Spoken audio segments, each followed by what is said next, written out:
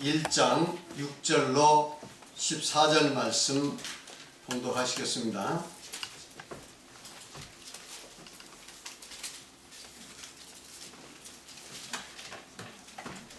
사도행전 1장 6절로 14절 말씀. 그들이 모였을 때에 예수께 여쭈어 이르되 주께서 이스라엘 나라를 회복하심이 이때니까 하니 이르시되 때와 시기는 아버지께서 자기의 권한에 두셨으니 너희가 알 바 아니요 오직 성령이 너에게 임하시면 너희가 권능을 받고 예루살렘과 온 유대와 사마리아와 땅끝까지 이르러 내 증인이 되리라 하시니라. 이 말씀을 마치시고 그들이 보는데 올려져 가시니 구름이 그를 가려 보이지 않게 하더라. 올라가실 때에 제자들이 자세히 하늘을 쳐다보고 있는데 흰옷 입은 두 사람이 그들 곁에 서서 이르되 갈릴리 사람들아 어찌하여 서서 하늘을 쳐다보느냐. 너희 가운데 하늘로 올려지신 이 예수는 하늘로 가심을 본 그대로 오시리라 하였느니라. 제자들이 감람원이라 하는 산으로부터 예루살렘에 돌아오니 이 산은 예루살렘에서 가까워 안식일에 가기 알맞은 길이라. 들어가 그들이 유하는 다락방으로 올라가니 베드로, 요한, 야고보, 안드레와 빌립, 도마와 바돌로메, 마테와 및 알페의 아들 야고보, 셀로신 시몬, 야고보의 아들 유다가 거기 있어 여자들과 예수의 어머니 마리아와 예수의 아우들과 더불어 마음을 같이하여 오로지 기도에 힘쓰더라. 아멘. 다들 일주일 편하셨습니까? 아멘. 어떤 여성이 마음을 새롭게 하려고 미장원에 가서 머리를 짧게 자르고 집으로 왔답니다. 아내를 본 남편은 이렇게 이야기했어요. 여보, 나는 당신의 긴 머리를 좋아했는데 나한테 한마디 상의 없이 어떻게 머리를 그렇게 짧게 자르고 왔어? 이렇게 물었어요. 그랬더니 아내가 뭐라고 대답한 줄 아세요? 당신은 나한테 허락받고 대머리가 됐어? 이렇게 이야기를 했다는 겁니다. 자, 이제 오늘 시간은 계속해서 사도행전 그 말씀을 드리겠습니다. 지난 시간에 사도행전 서론과 1장 1절로 5절까지의 말씀을 드렸습니다. 1장 1절로 5절까지의 말씀의 요지는 뭐냐? 우리 예수님께서 부활하셔서 제자들을 이제 감난산으로 모았습니다. 그리고 마지막 승천하시기 전에 이제 분부를 하시죠. 그러면서 제자들에게 너희가 예루살렘을 떠나지 말고 아버지의 약속하신 것을 기다리라. 예루살렘은 이스라엘 수도죠. 그래서 예루살렘을 중심으로 해서 이제 복음을 땅끝까지 전파하실 텐데 먼저 예루살렘을 떠나지 말고 약속하신 것을 기다리라. 이렇게 이야기합니다. 그 약속하신 것이 뭡니까? 예수님께서 말씀하신 이 아버지께서 약속하신 것, 이것이 뭡니까? 성령. 예, 성령이죠. 바로 이제 5절에 그 설명을 합니다. 요한은 물로 세례를 베풀었으나 너희는 몇 날이 못되어 성령으로 세례를 받으라. 이렇게 말씀했죠. 그리고 이제 여기까지 말씀하고 지난 시간 마쳤습니다. 자, 이렇게 이제 그 예수님께서 십자가에서 죽으시고 무덤 쪽에 장사했다 3일 만에 부활하셔서 살아나셔서 제자들에게 약 40일 동안 여러 차례 나타났습니다. 총 합쳐서 약 10차례 정도 나타났어요. 그래가지고 이제 마지막 제자들을 불러 모아서 1년 분부를 하니까 제자들은 굉장히 희망이 부풀었습니다. 무슨 희망이 부풀었을까요? 제자들이 예수님을 따를 때는 이 세상에서 예수님이 왕이 되시면 이 세상에서 자기들도 좌의정 우의정 최소한 장관 정도는 해먹을 것이 아니냐, 그런 육신적인 이런 소망이 대단히 강했습니다. 그래서 모든 것을 다 버리고 예수님을 따라다닐 때는 이 세상에서 어떻게 하면 잘 사느냐, 이 세상에서 예수님과 더불어서 이제 출세할 것이냐, 이것을 바라보고 예수님을 따라다녔습니다. 근데 예수님께서 십자가에서 못 박혀서 죽어버리니까 제자는 절망했어요. 야, 3년 반 동안 내 가족도 버리고 또 직업도 버리고 모든 것을 버리고 예수님을 따르는데 예수님께서 십자가상에서 돌아가셨으니, 죽어버렸으니 이게 어떻게 된 겁니까? 완전히 닥쳤던 계식으로 큰일 났습니다. 절망을 했어요. 그래가지고 이렇게 있는데 이제 3일 만에 예수님께서 부활을 했어요. 다시 살아났어요. 그리고 제자들이 나타났으니 이 제자들의 기쁨이 얼마나 크며 또 그 마음속에서 이 세상적으로 잘 되어야겠다는 이제 그런 소망이 얼마나 또 강렬하게 살았겠습니까? 야, 이제 예수님께서 살아나셨다. 예수님께서 죽었다가 살아나셔서 부활하셨으니 이제 예수님은 불사시이겠다. 이제 예수님께서 이스라엘 왕이 될 것이 확실하다. 예수님이 이스라엘 왕이 되면 이제는 우리에게 높은 고관대자, 높은 관직을 아마 주실 것이다. 그리고 예수님과 더불어서 부귀영화를 누릴 것이다. 이렇게 생각을 했습니다. 당연하죠. 근데 예수님께서 이제 불러놓고 예루살렘을 떠나지 말고 아버지 약속하시길 기다리고 하니까 제자들이 이제 6절에 이렇게 이야기합니다.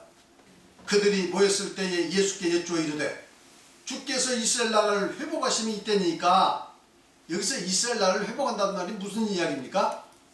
이스라엘이 지금 로마의 압제에 있죠. 이스라엘 나라가 당시에는 로마의 지배 아래에 있었습니다. 다시 말하면 우리나라가 일본의 36년 동안 지배를 받듯이 로마도 역시 이스라엘 민족도 역시 당시에 세계에서 가장 강대국인 로마의 지배 아래에 있었어요. 그래서 예수님께서 오셔가지고 이제는 로마의 지배에서 이스라엘 민족을 해방하시고, 그리고 다윗과 같은 또 솔로몬과 같은 그 영광스러운 나라를 다시 건설할 것으로 생각을 했습니다.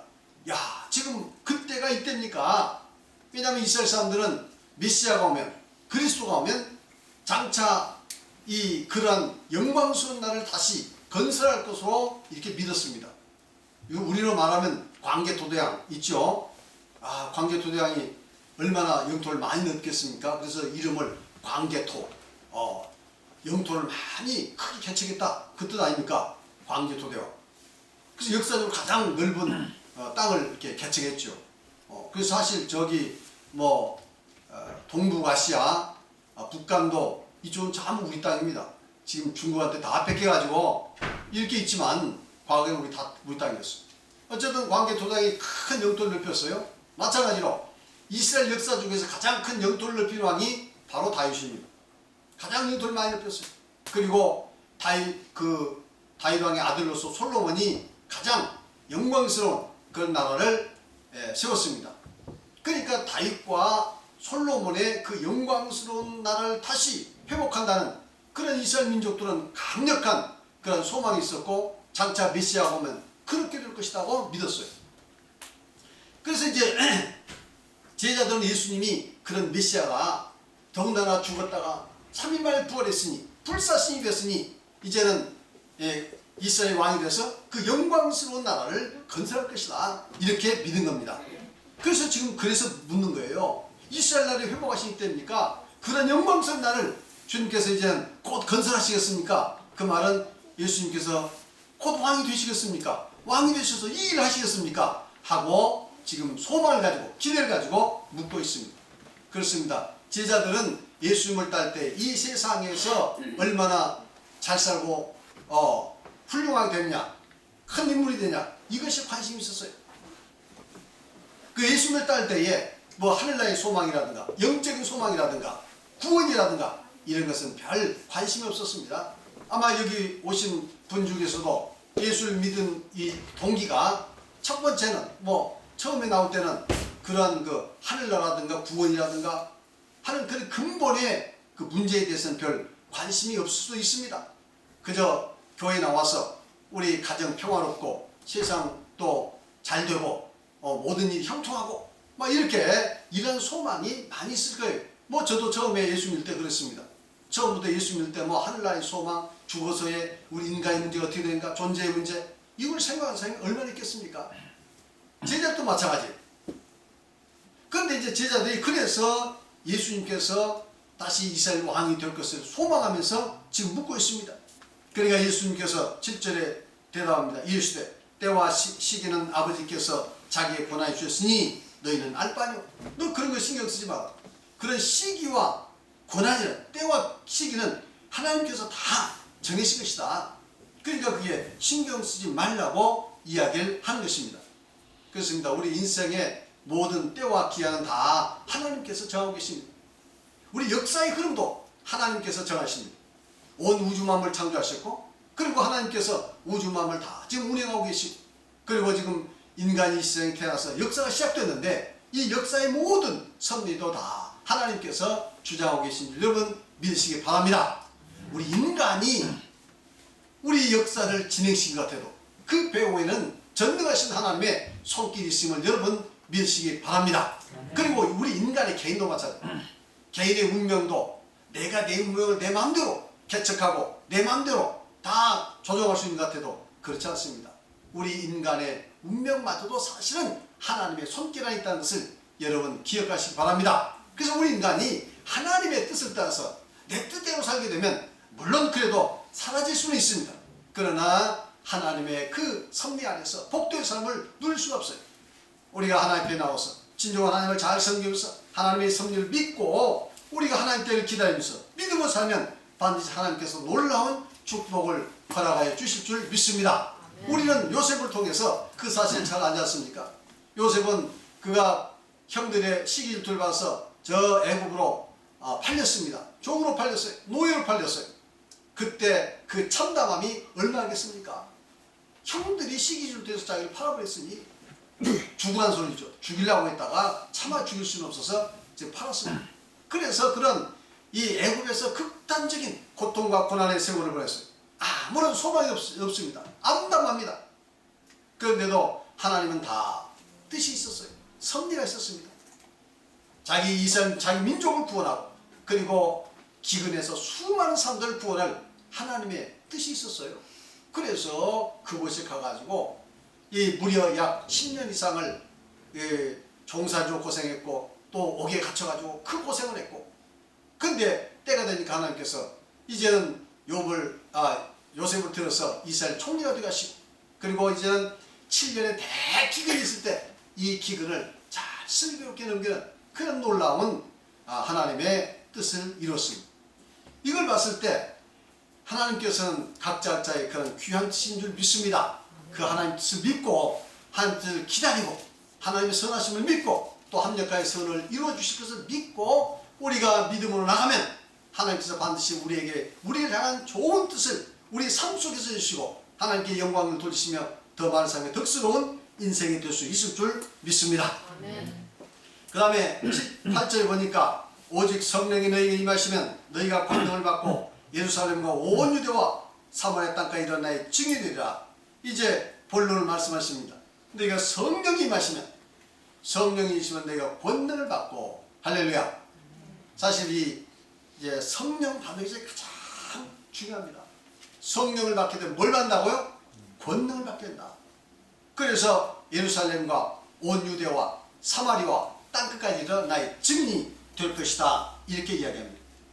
그럼 이 성령이라는 것은 이제 예수님께서 주실 하나님께 약속했고 예수님께서 수차례 또 약속했고 제자들이 꼭 성령을 받아야 권능을 받는다고 이야기했습니까? 그럼 이 성령의 권능이 뭘까요?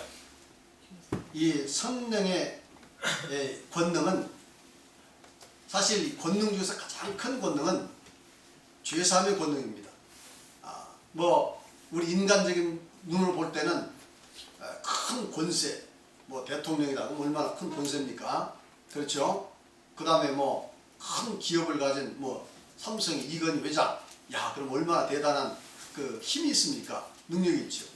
물론 또 세계를 움직이는 막강한 여러 가지 그 권세 있는 사람들이 많이 있습니다. 물질적으로, 혹은 기술력으로, 혹은 정치적 힘으로 그런 많이 있죠. 그래서 세상 사람들이 이와 같이 그 세상적인 파워를 굉장히 귀하게 생각하고 또 존경을 합니다. 또 그것을 얻기 위해서 사람들은 얼마나 노력을 하고 있습니까? 그런데 인간이 볼 때는 그렇습니다. 그러나 하나님이 볼 때는 그런 건 아무것도 아니죠. 하나님이 천지 만물 창조하신 하나님 아닙니까? 온 우주 만물 창조하신 하나님, 존재의 근원 되신 하나님이세요. 이 전지전능하신 이 하나님 입장에서 볼 때 우리 이 지구라는 것은 먼지만도 못하고, 지구 안에 있는 우리 인간은 그야말로 제일 가치조차 없는 그런 존재들입니다. 아무것도 아니에요. 우리 인간이 아무리 뛰어난다 하더라도 얼마나 되겠습니까? 그게 얼마나 대단하겠어요. 뭐 대통령이 된다 한들 물론 우리 인간과 인간 사이에 그 상대적 비교를 통해서 보면 대단하죠. 훌륭하죠. 또 뭐 큰 기업을 이룬 사람들, 빌 게이츠, 야, 이 얼마나 대단한 사람들입니까? 또 워렌 버핏, 이 투자의 귀재라고 해서 얼마나 대단한 사람들이. 그리고 우리나라에도 그런 많은 사람들이 있는데, 이렇게 인간관계 사이에 이 상대적 비교를 통해 보면 대단 같지만 하나님의 절대 전능 앞에 보면 우리 인간은 아무것도 아닙니다. 허무한 존재. 그러니까 이 하나님 보시기에는 무엇이 가장 귀한 거냐? 바로 우리 인간의 영혼을 구원할 수 있는 그 권능이 가장 귀한 줄 믿습니다. 왜냐하면 우리 인간은 이 세상에 태어나서 하나님께서 만드셨고 하나님 형상대로 만드셨고, 그래서 하나님의 뜻대로 살기를 원했는데 하나님의 뜻을 거절하고 죄를 짓고 지금 우리 인간이 이와 같이 지금 고통 가운데 지내고 있지 않습니까? 생로병사의 고통이 어디서 왔습니까?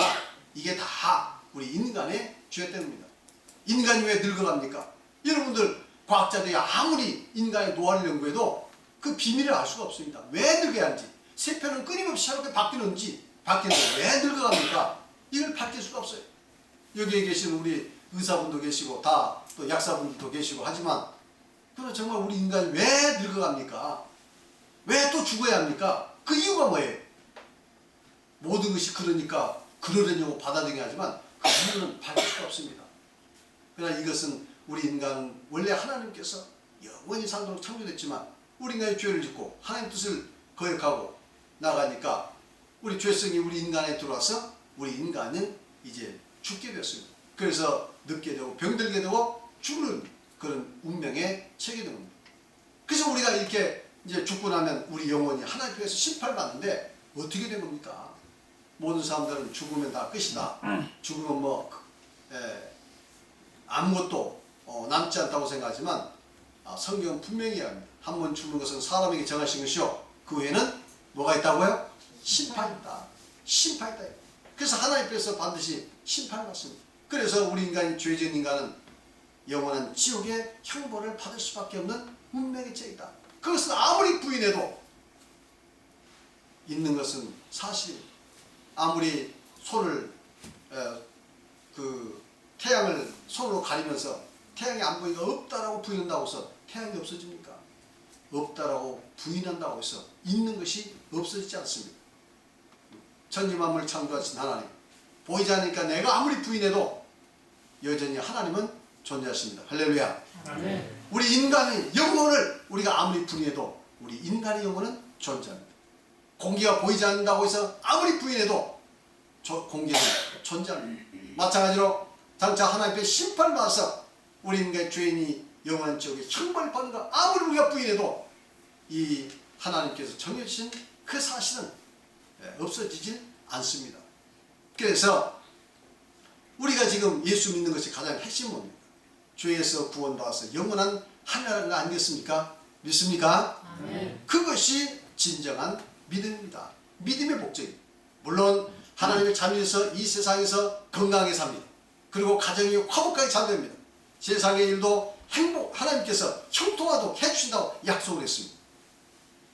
이 말씀에 하나님을 사랑하고 그 계명을 지킨 자에게는 천대까지 복을 주신다고 약속했습니다. 그것은 성경의 그 성경 역사를 통해서 증가하고 있고, 그리고 하나님을 잘 믿는 이스라엘 백성들이 이와 같이 하나님 자녀에서 복되게 물질적으로 잘 되는 걸 보면 우리가 확실히 그 사실을 알 수가 있습니다. 그래서 민족적으로나 혹은 개인적으로나 하나님을 잘 믿고 섬겼을 때 하나님께서는 반드시 이 세상에서도 풍성하게 또 형통하게 길을 열어주신다 하는 것을 여러분들 믿으시기 바랍니다. 그러나 가장 중요한 것은 이제 부은 줄 믿습니다. 우리가 얼마 있으면 다 죽지 않습니까? 이 세상을 떠나는데 그 다음에 심판이 있어요. 우리는 하나님 앞에서 다 죄 용서받고 구원받을 수 있기를 바랍니다. 영원한 하늘나라에 갈 수 있는 우리 성도님이 다 되시기를 예수님을 축원합니다. 그렇다면 이제는 우리가 구원받을 수 있는 가장 중요한 건 뭡니까? 바로 죄사함이에요. 우리 예수님께서 이 땅에 오신 것도 바로 인간의 죄를 다 탄다해서 죄 가운데서 우리를 구원하시기 위해서인 줄 믿습니다. 그래서 이 죄사함의 권세가 천상천하에 가장 귀한 것이에요. 세상 사람은 재물, 권력, 학문 이런 것들을 가장 귀한 권세로 생각하지만 그러나 하나님이 볼 때는 이와 같이 죄를 용서해서 우리를 구원하는 이 권세야말로 가장 귀한 권세인 줄 믿습니다. 이것이 바로 예수님께서 말씀하신 천국의 열쇠입니다. 마태복음 16장 19절 한번 보시겠습니다. 마태복음 앞에 마태복음 16장 19절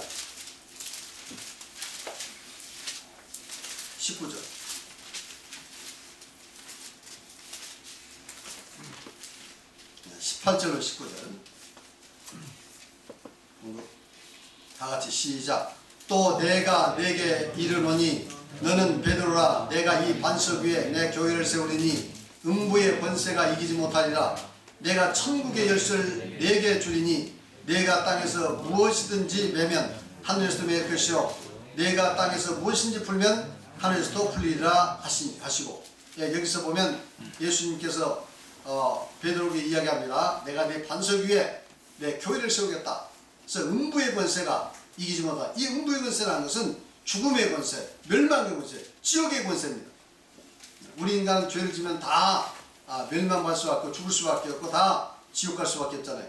그런데 우리가 이제 교회에 와서 이 말씀에 순종하게 되면 이런 죽음의 권세, 음부의 권세, 지옥의 권세가 더 이상 우리를 지배하지 못한다 한 뜻이죠.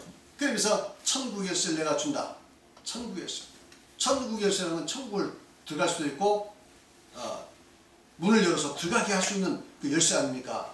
그래서 땅에서 무엇이 매면 하늘에서 매일 것이요 네가 땅에서 풀면 무엇인지 풀면 하늘에서 풀리라. 이 천국의 열쇠 푼다고 했어요. 그럼 이 천국의 열쇠가 뭐냐? 바로 죄사함의 열쇠입니다. 우리 기독교는 죄를 사함받아서 구원하는 종교입니다. 이 세상의 모든 종교는 우리 인간의 노력, 인간의 선행으로 구원을 받기 위해서 노력하는 종교들입니다. 불교도 마찬가지. 모든 종교도 마찬가지. 선을 행하라, 선을 쌓아라, 입산수도를 해라, 노력을 해서. 그러나 우리 기독교는 하나님께서 우리 인간이 그러한 노력으로는 도저히 우리 죄 문제를 해결할 수 없으니까 이제는 하나님께서 우리 죄를 용서해서 구하는 겁니다. 용서해서 구하는 겁니다. 그래서 그 용서를 위해서 우리 예수님께서 오셨고, 그래서 용서를 구원받는데 바로 죄를 용서하는 이 권세가 천국의 열쇠인 줄 믿습니다. 그래서 천국의 열쇠를 누구에게 주겠다? 베드로. 베드로라는 이름은 반석입니다. 반석이 씌워진 교회에 그 열쇠를 주겠다 하는 그런 뜻이에요. 그러면 이 죄사함의 권능은 이제 주신 거 있는데 어떻게 우리에게 주어진 것이냐? 어떻게 주어진 것이냐? 바로 성령을 통해서 주어진 것이다 하는 것입니다. 믿습니까? 요한복음 20장 바로 사도행전 바로 앞에 요한복음 20장 요한복음 20장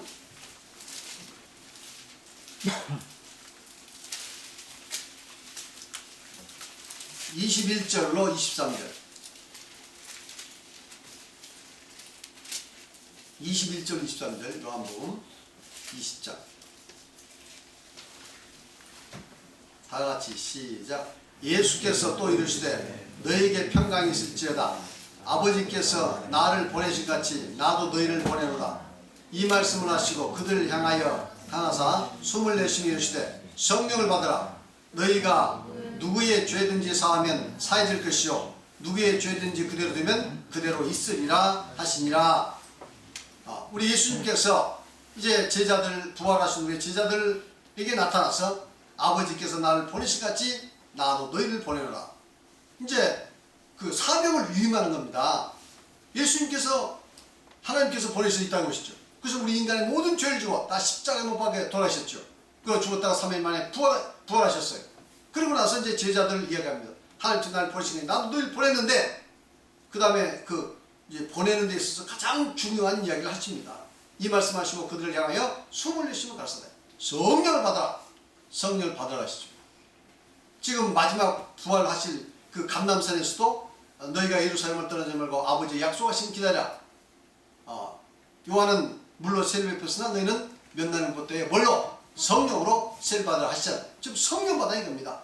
그러면 23절에 보니까 너희가 누구의 죄든지 사하면 사해질 것이요. 성령을 받고 나면 이제는 그 성령의 능력을 힘입어서 누구의 죄를 사하면 사해질 것이요. 그대로 두면 그대로 있으라. 즉 성령을 받게 되면 죄를 사하는 권세를 얻게 되는 것이다. 그러니까 성령을 받아. 성령 받기 전에는 절대로 예루살렘을 떠나서 전도한다고 하지 마. 왜냐하면 사람은 아무리 많이 전도해도 아무리 예수 많이 믿게 해도 만일 죄사함을 주셨다면 그 전도가 무슨 의미가 있겠습니까? 죄사함이 있을 때만이 전도의 의미가 있습니다. 그렇지 않습니까? 아무리 사람을 구름대처럼 모아도 만일 그들을 죄를 사해서 구원받게 못한다면 그렇게 구름대같이 모이게 한 의미가 무슨 소용이 있겠습니까? 그러니까 한 사람이라도 죄를 사해서 구원할 수 있다면 이것이 하나님 앞에서 가장 귀한 일인 줄 믿습니다. 그래서 이렇게 성령을 받으면 죄를 사할 것이다. 이렇게 해요. 그 다음에 이제 그러면 이런 성령을 받아서 죄 사는 권세를 갖는데 그 권세를 어떻게 행사하느냐? 어떻게 행사하냐? 그 행사하는 방법이 바로 예수 그리스도 이름으로 침례를 받는 겁니다. 마태복음 28장 18절 19절. 마태복음 28장 18절 19절.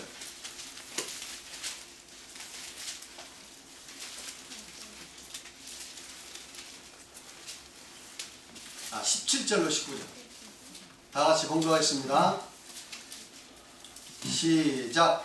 예수를 배웠고, 그렇죠? 18절부터 보겠습니다. 시작. 예수께서 나와 말씀하여 이르시되 하늘과 땅의 모든 권세를 내게 주셨으니 그러므로 너희는 가서 모든 민족을 제자로 삼아 아버지와 아들과 성령의 이름으로 세례를 베풀고, 여기서 보니까 이제 하늘과 땅의 모든 권세를 내게 주었다 이 이야기입니다. 아니 예수님께서 이 땅에 오셔가지고 무슨 하늘과 땅의 모든 권세를 가졌다는 무슨 증거가 있었습니까?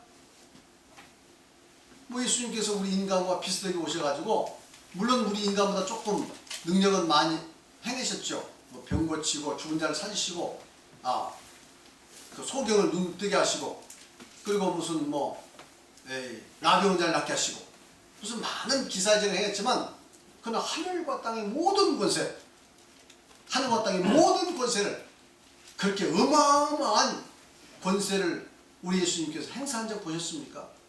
만일 그렇다면 로마 제국보다 더 훌륭한 황제가 되어야겠죠. 전 세계를 다스리는 전류나, 불교에서는 그렇게 얘기합니다. 전류나 온 세상을 다 다스리시는 그런 어마어마한 그런 왕이 되시든가 그럴 텐데 이 세상에 오셔가지고 여우도 부리고 공중에 새로 거쳐가게끔 인자를 머리 듣고 오신 가나안 집에 태어나셔서 가나안 집에 사시다가 그 다음에 복음 전한다고 나와서 한때 반짝 활동하셨지만 시기 질투 받으시고 온갖 다 비난 받으시고 나중에는 잡혀서 그 채찍 맞으시고 머리에 가시멜란 쓰시고 그리고 십자가 짊어지고 처절하게 골고다산 올라가셔서 나중에 골고다에서 십자가에 못 박혀서 사형당해서 죽었지 않습니까? 그런 분이 무슨 하늘과 땅에 무슨 권세를 받으신 분입니까? 세상적으로 보면 도저히 납득할 수 없습니다. 세상적으로 보면 예수님 실패자예요. 안 그렇습니까? 실패자입니다. 아니 마지막이라도 좀 화끈하게 뭔가 화려하게 장식을 하셔야지.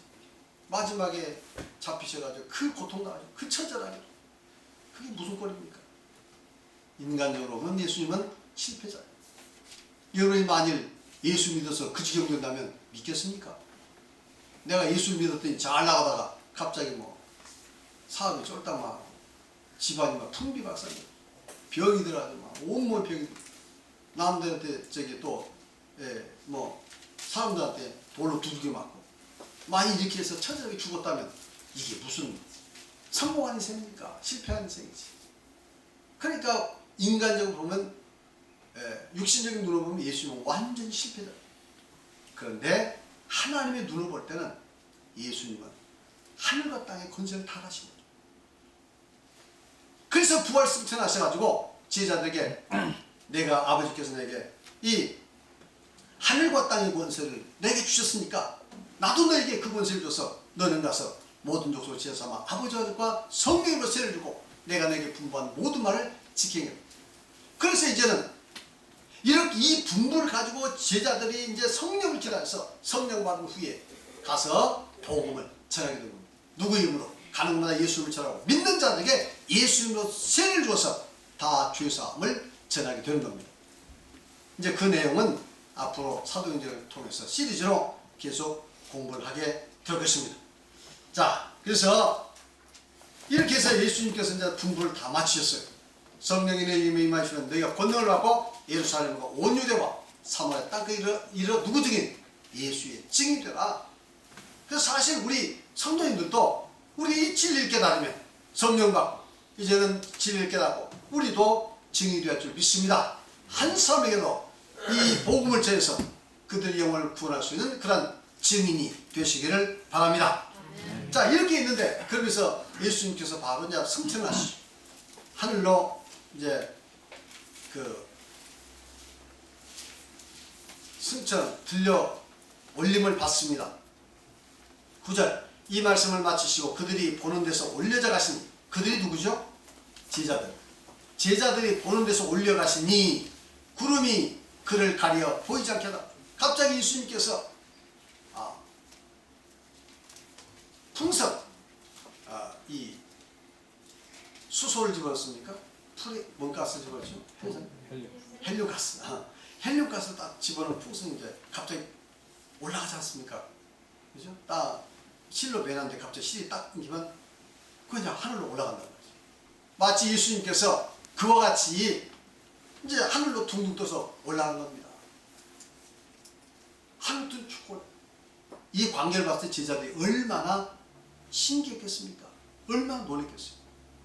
그냥 예수님이 올라가는 그 광경을 쭉 쳐다보고 있습니다. 계속 올라가는 거예요. 입을 버리고 아마 쳐다보고 있을 겁니다. 너무도 희한한 광경이니까. 그래서 한참 쳐다보고 있는데 갑자기 구름이 와서 예수님을 싹 휘감더니 보이지 않았어요. 그리고 제자들은 그 광경을 넋을 놓고 쳐다보고 있는 겁니다. 그런데 마침 두 천사가 하얀 옷을 입고 옆에 나타났어요. 이제 그 하늘을 쳐다보고 있는 이 제자들에게 소리를 칩니다. 이 갈릴리 사람들아 하고 소리치고 깜짝 놀랐어요. 이제 보니까 두 천사가 옆에서 있습니다. 그러면서 하는 말이 10절에 올라가실 때 제자들이 자세히 하늘을 쳐다보고 있는데 흰옷 입은 두 사람, 이 흰옷 입은 두 사람이 누굽니까? 네, 천사입니다. 두 사람이 그들 곁에 서서 이르되 갈릴리 사람들아. 대부분 예수님의 제자들이 갈릴리 사람들이죠. 맞나요? 예, 대부분 갈릴리 사람들.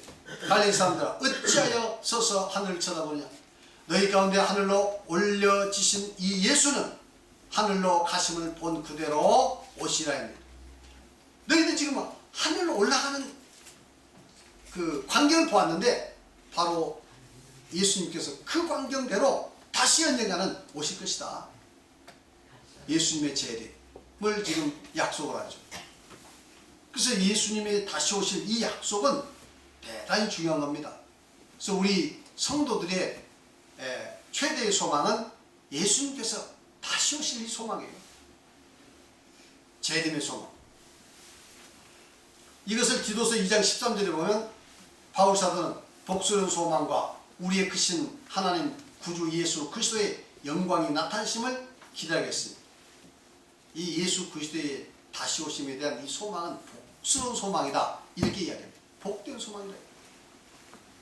우리는 세상에서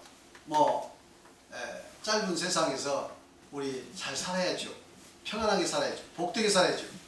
그러나 진짜 복은 뭐냐? 우리 주님 오시는 것이 우리에게서 최대의 소망이다.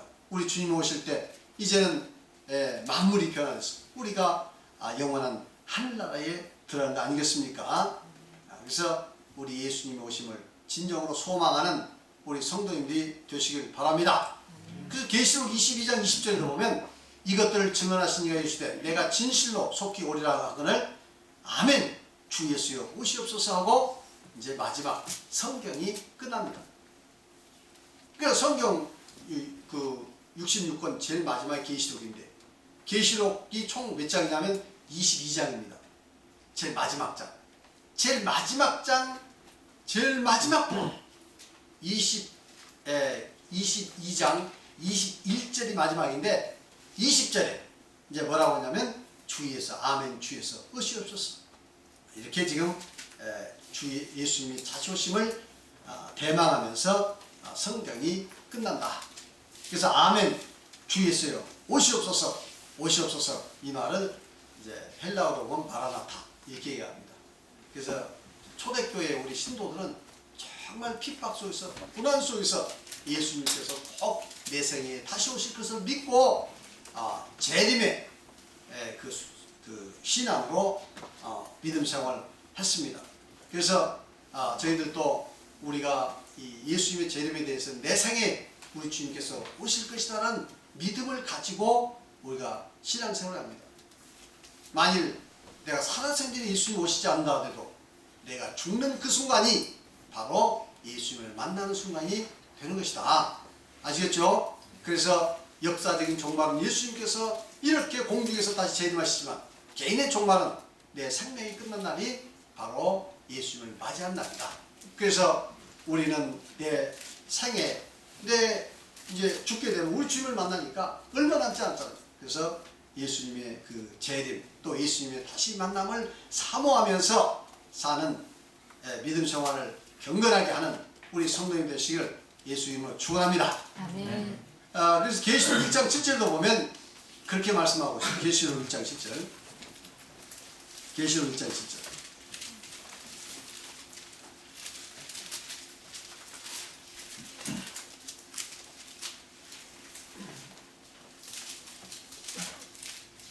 계시록 1장 7절. 다 같이 시작. 볼지어다 그가 구름을 타고 오시리라. 각 사람의 눈이 그를 보겠고 그를 찌른 자들도 볼 것이요 땅에 있는 모든 족속이 그로 말미암아 애국하리니 그라리라. 아멘. 네, 반드시 우리 예수님께서 구름을 타고 다시 오신다. 그래서 각 사람의 눈이 그를 보게 모든 사람이 다 볼 수 있습니다. 어떤 분들은 그런 이야기를 해요. 아니 예수님이 저 감난산으로 다시 오신다면 뭐 꼭 감난산에 오신 건 아닙니다만 어떤 사람들은 예수님께서 올라가신 그 승천하신 이 장소가 감남산이니까 오실 때도 그 감난산에 다시 오실 것이 아니냐 이렇게 생각하는 사람도 있어요. 그래서 감남산에 다시 오시면 그럼 지구 반대편인 사람은 어떻게 본대? 뭐 이렇게 이야기를 합니다. 그러니까 또 어떤 사람들에게 그러니까 세상이 지금 얼마나 발달되는지 다 텔레비전에 있잖아. 그죠? 요즘에는 뭐 저기 모바일 뭐죠? 그 스마트폰도 다 있어가지고 얼마든지 그때 온 게 그 중계가 되면 세상 사람 다 볼 수 있다. 뭐 이렇게 주장도 합니다. 뭐 그것도 일리가 있는 말입니다만은 그러나 예수님 오실 때는 이제는 그 예수님께서는 그 시간과 공간을 초월하는 영이시니까 우리 주님 예수님 오실 때 이 온 세상 사람이 다 볼 수 있습니다. 이 그 막혀진 공간, 이 막혀진 공간 안에 있는 사람들도 다 볼 수 있습니다. 그건 무슨 뭐 텔레비전이나 컴퓨터나 혹은 이런 이 핸드폰 같은 걸 아니더라도 또 우리 영적인 눈이 열려서 다 볼 수가 있습니다. 그래서 볼지어다 그가 구름을 타고 오시리라. 가기는 모든 사람이 그를 보고 그를 찌른 자, 그를 찌른 자가 누굽니까? 로마 군병들이 예수님이 옆구리를 막 차고 찔렀잖아요. 찌른 자가 볼 것이다. 그러니까 선인과 악인이 다 부활을 해서 이제는 예수님의 그 재림을 눈으로 똑똑히 볼 것입니다. 그래서 땅에 있는 모든 족속이 그러냐 애국하리니 왜 애국합니까? 이제는 예수 안 믿는 사람들, 그것이 예수 믿는 그 예수를 믿지 않는 사람들, 또 예수를 믿는 것을 비난하는 사람들, 비방하는 사람들, 정말 그런 일이 어디 있겠느냐? 이렇게 하는 사람. 그때 가서 이제 애고는 뭡니까? 애통하며 땅을 치면서 이제 고걸하는 겁니다. 왜 내가 안 믿었던 거? 왜 내가 안 믿었던 거? 믿을 것을 이렇게 애통한다. 이렇게 애통하기 전에 여러분 들으셨으니까 잘 믿으시기 바랍니다. 네. 예수 잘 믿으면 손해 없어요. 예수 잘 믿으면 복 받습니다. 예수 잘 믿으면 가정이 잘 되고 모든 일이 형통해요. 그러나 가정이 잘 되고 형통한 것이 목적은 아니지. 그러나 예수 믿으면 다 잘 됩니다. 그리고 마지막 이와 같이 하늘나라 가시고 우리 주님 오실 때 우리에게 들림받아서 영광 중에 우리는 다 우리 주님과 함께 영원히 같이 사는 축복을 누리게 될 수 있을 줄 믿습니다. 네. 그러면 이제 조금만 더 마지막. 그렇게 하고 나서 이제 그 주 천사가 사라졌어요. 그러니까 제자들이 이제 12절로 보니까 14절까지 감람산에서 돌아옵니다. 예루살렘으로. 제자들이 감람원이라는 산으로부터 예루살렘에 돌아오니 이 산은 예루살렘에서 가까워 안식일에 가기에 안맞니라. 이 감람원이라고 되어 있죠. 감람산입니다. 감람원, 감람동산. 그래서 예루살렘 남동쪽으로부터 이제 한 1.1km 떨어져 있어요. 그 사이에 기드론 시내가 걸고 그 이제 골짜기를 여호사밧 골짜기라 이렇게 부릅니다. 그래서 안식일에 가기에 적당한 거리인데 안식일에 가기에 적당한 거리가 여러 가지 자료를 찾아보니까 1,500규빗이라고 하는 데가 있고 2,000규빗이라고 하는 데가 있습니다. 뭐 대충 2,000규빗이라고 이렇게 많이 이야기하더라고요. 1규빗이 얼마죠? 여기서 8에서 여기서 약 45cm, 약 45.6cm 뭐 이렇게 이야기합니다. 그래서 이걸로 한 2,000 계산해 보니까 뭐 약 1,100km 정도 맞더라고요. 이 정도 되는 거리예요. 안식일에 알맞는 거리. 그러니까 당시에 그 성경에는 나와 있지 않지만 유대 랍비들의 그런 그 안식일의 이제 활동 범위. 안식일은 휴야하는데 그러나 어디까지 갈 수 있겠느냐 하는 그 범위를 정해놨는데 바로 2,000규빗, 약 1,100km 정도, 1km 반경 1km 정도까지는 활동할 수 있다. 그 이상 넘어가면 안식일을 범한 것이다. 이렇게 규정합니다. 이건 성경 아닙니다. 유대인들, 랍비들의 규정이죠. 어쨌든 그렇게 정해놨던 그 규례에 대해서 지금 여기서 말씀하고 있습니다. 그러니까 감람산은 안식일에 거기에 알맞는 거리, 약 1,000m 정도의 거리에 있는 그런 산이다. 그런 이야기죠. 그래서 이제 그들이 돌아와가지고 다락방에 갔습니다. 이 다락방은 사도행전 12장 12절에 보면 일반적으로 마가의 다락방이라 이렇게 다들 추측하고 있습니다. 당시 이 마가는 굉장히 부자였던 것 같아요. 그래서 그 다락방이 약 120명 정도 모였으니까 이 정도면은 120명 모이기는 조금 부족하죠. 이 정도 모일 여기는 한 7, 80명이면 꽉 찰 거예요. 120명 정도 모이니까 한 2배 정도 되는 큰 다락방이니까 옛날에는 그 정도 크죠. 지금이야 뭐 별게 아니지만 옛날에 그 무슨 건축 기술이 이렇게 발달된 시대도 아니고 이런 그 큰 다락, 2층 다락인데 다락방 정도 그 정도 크기를 가진 집이라면 상당히 부유한 집이다. 이렇게 볼 수 있겠습니다. 근데 성경에 보니까 마가의 다락방인데 12장에 보면 성도들이 다 그것이 모였어요. 마가의 다락방. 그래서 여기는 일반적으로 마가의 다락방이라 이렇게 생각합니다. 이곳에서 이제 베드로, 요한, 야고보, 안드레, 빌립, 도마, 바돌로메, 마테와 및 알페오 아들 야고보, 셀롯인 시몬, 야고보의 아들 유다가 여기 있어. 이 11사도인데 12사도 중에서 지금 누가 빠졌습니까? 가룟 유다는 예수님을 팔아 넘겼기 때문에 지금 스스로 나중에 죄책감으로 목매달려서 죽게 된 거죠.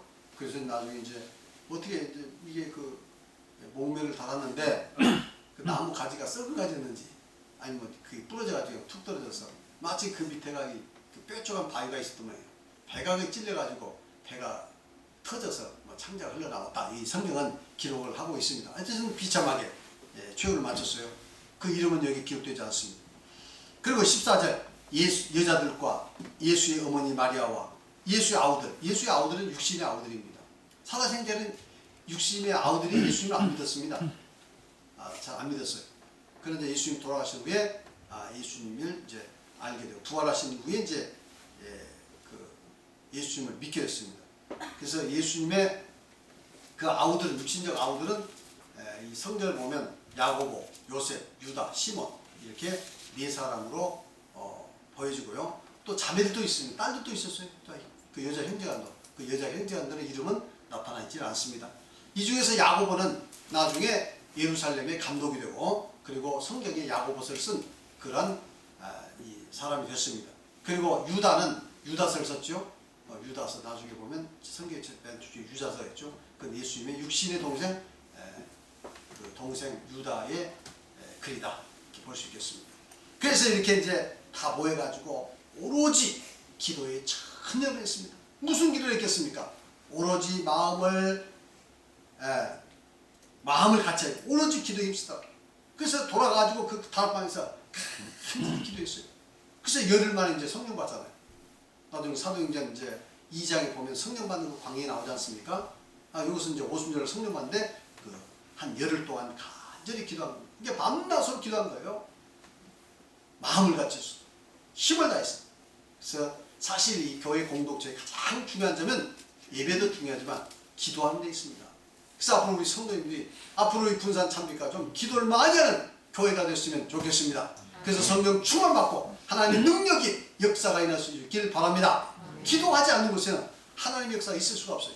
그러나 기도를 많이 하게 되면 놀라운 하나님의 역사가 일어날 줄 믿습니다. 지금 우리가 시작이라서 이 모이는 숫자가 많지는 않습니다.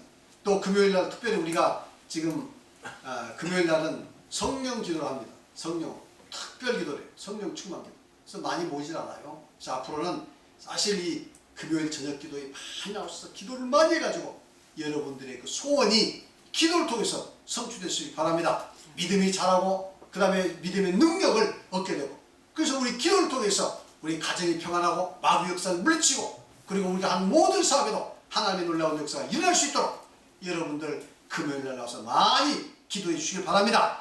이와 같이 제자들이 마음을 갖춰서 오로지 기도에 힘쓰니까 이제 놀라운 성령 충만의 역사가 나고 그 성령 충만을 통해서 120명의 이 사람들이 성령 받고 나중에 세상을 변화시키는 그런 놀라운 역사를 이루게 되는 겁니다. 그래서 예수님께서 사도행전 1장 8절에 말씀하신 대로 성령이 너희에게 임하시면 너희가 권능을 받고 예루살렘과 온 유대와 사마리아 땅끝까지 일어나의 증인이라 하는 예수 그리스도의 증인의 역할을 할 수 있었다. 그래서 오늘 여기까지 말씀을 드리겠습니다. 혹시 질문 있습니까? 질문 있으면 질문하세요.